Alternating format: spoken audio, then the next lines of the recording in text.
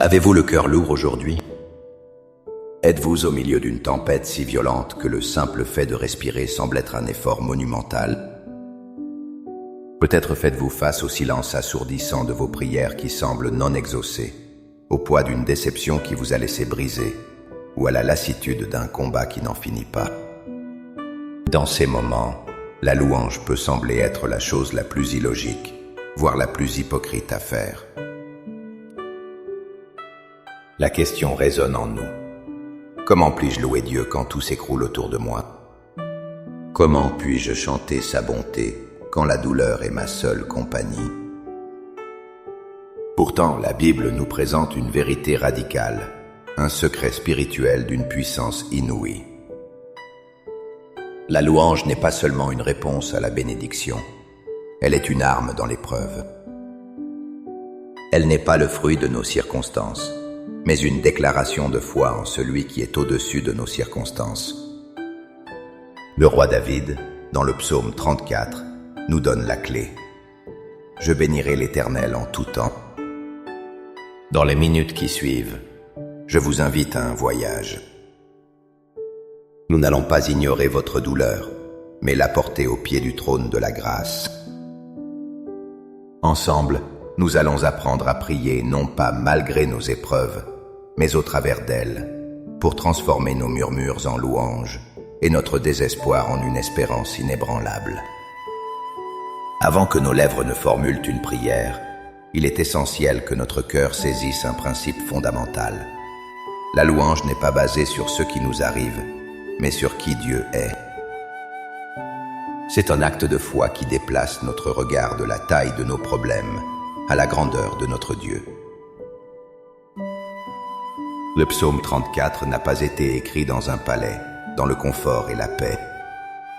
David l'a composé alors qu'il était un fugitif, craignant pour sa vie, au point de devoir simuler la folie devant un roi ennemi. C'est dans cette obscurité, dans cette angoisse profonde, qu'il a proclamé « Je bénirai l'Éternel en tout temps. Sa louange sera toujours dans ma bouche. » Sa louange n'était pas une négation de sa réalité dangereuse, mais une affirmation de la fidélité de Dieu au-delà de cette réalité. Cette vérité est magnifiquement illustrée dans le livre des Actes, au chapitre 16. Paul et Silas sont jetés dans la partie la plus reculée d'une prison. Leurs pieds sont enchaînés, leur corps meurtri par les coups. Selon toute logique humaine, c'était le moment de se plaindre, de douter, de crier à l'injustice. Mais que firent-ils? Vers le milieu de la nuit, Paul et Silas priaient et chantaient les louanges de Dieu. Leur louange n'était pas un simple chant, c'était un tremblement de terre spirituel qui a secoué les fondations de leur prison et brisé leurs chaînes. Il nous enseigne que la louange dans l'obscurité n'est pas un signe de folie, mais une déclaration prophétique que les chaînes sont sur le point de tomber.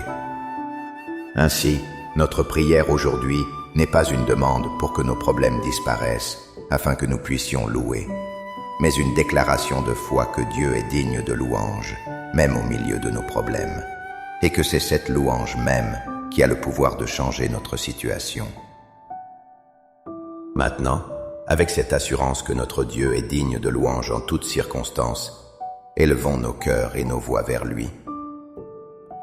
Laissez ces paroles devenir les vôtres.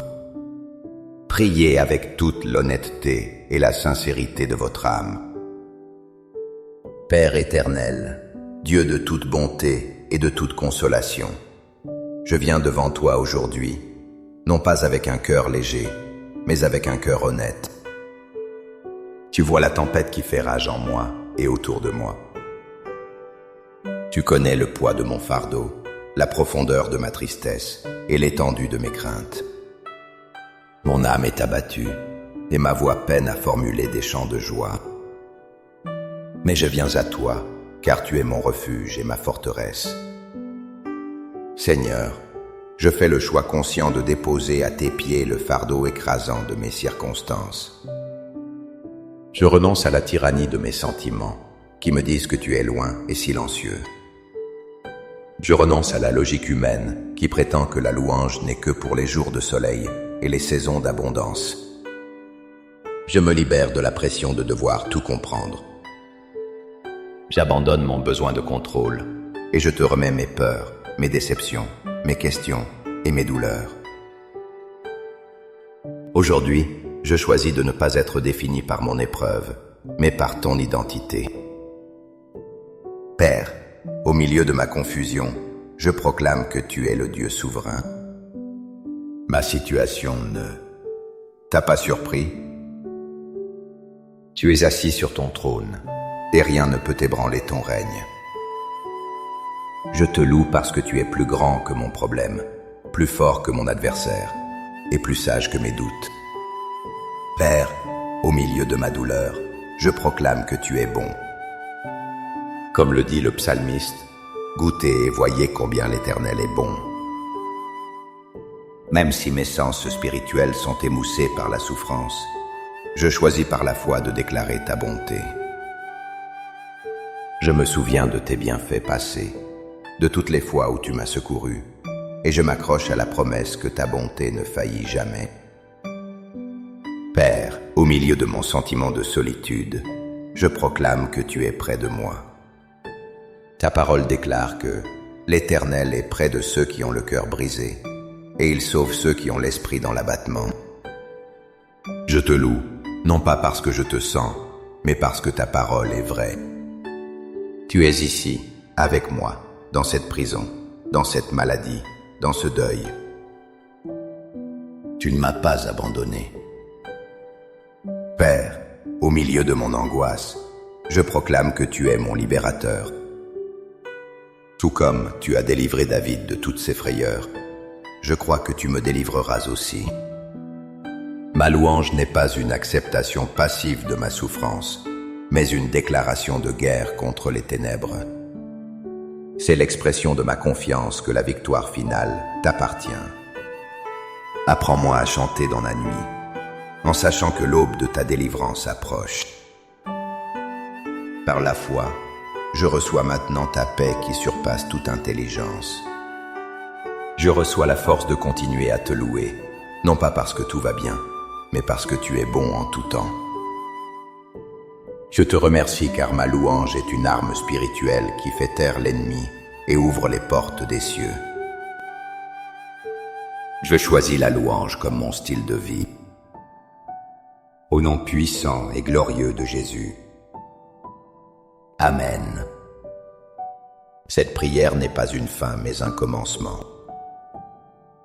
Le voyage de la louange en tout temps est une discipline quotidienne, un choix conscient de fixer nos yeux sur Jésus, l'auteur et le consommateur de notre foi. Ne laissez pas le silence revenir. Commencez dès aujourd'hui à remplir votre maison et votre cœur de louange. Si cette prière a touché votre cœur et a ravivé une flamme d'espérance en vous, n'hésitez pas à aimer cette vidéo, à la partager, pour que d'autres personnes prises dans la tempête puissent aussi trouver refuge dans la louange, et à vous abonner pour continuer à grandir ensemble dans la foi.